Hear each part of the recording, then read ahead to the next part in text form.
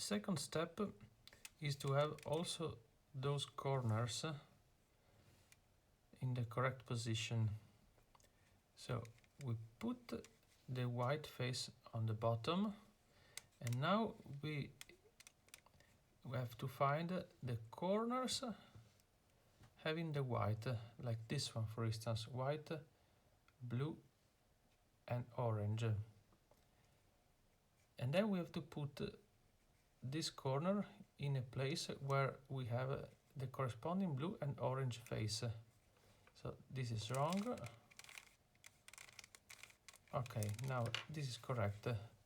So this piece is in between the blue and the orange, and it contains blue and orange and white, of course. So now we look at it like this, and we see the white on the right, so we do the algorithm with the right hand as many times as necessary in order to have it in place. You see, it goes in place. And now we do the same for the others.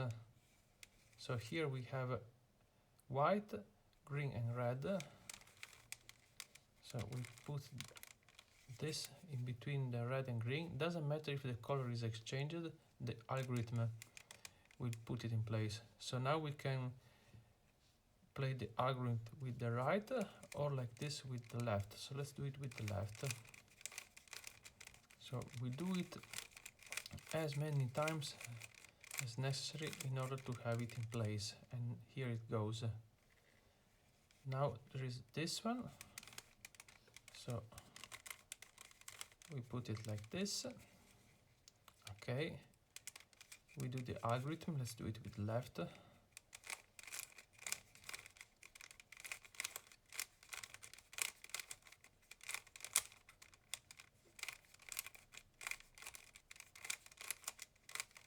Okay, and now also this one is in place, only one is missing.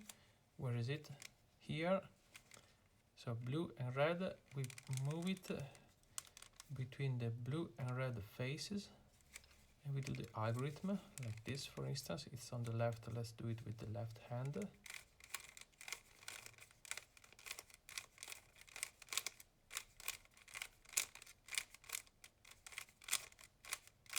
Okay, now the base is done.